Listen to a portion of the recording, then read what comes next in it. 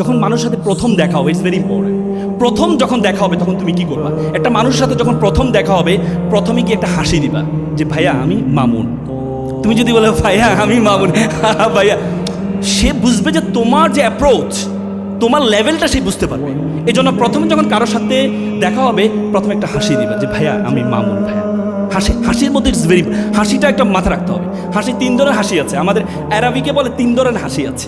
একটা হচ্ছে তাবাসসুম, এটা মুস্কি হাসি, যেটা দাগ দেখা যাবে না, দাঁত দেখা যাবে না। হ্যাঁ, আর একটা হচ্ছে দেহেক, দেহেক মানে এটাও দাঁত দেখা যাবে হাসি, কিন্তু আওয়াজ হবে না। আর একটা হচ্ছে কাহ কাহ, মানে যে হাসিটা অট্ট হাসি। আল্লাহ রাসূল বলছে তোমরা অট্ট হাসি দিও না, অট্ট হাসি দিলে তোমার মন মরে যাবে, তোমার মন মরে যাবে। অট্ট হাসি দিবা না, তোমরা সবসময় তাবাসসুম।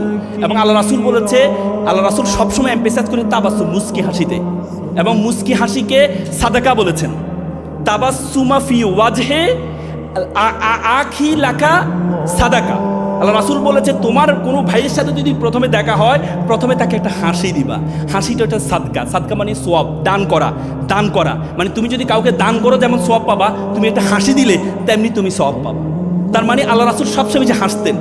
একটা সাহাবা বলেছেন যে আমি আল্লাহ রাসূলের মতো আকসারা তাবাসসুমা মিন রাসূলুল্লাহ সাল্লাল্লাহু আলাইহি সাল্লাম, আমি এত বেশি হাসে কোনো মানুষ দেখিনি আল্লাহ রাসূল ছাড়া। তার মানে তুমি যখন কথা বলবা প্রথমে একটা হাসি দিবা, যার সাথে দেখা করবা প্রথমে একটা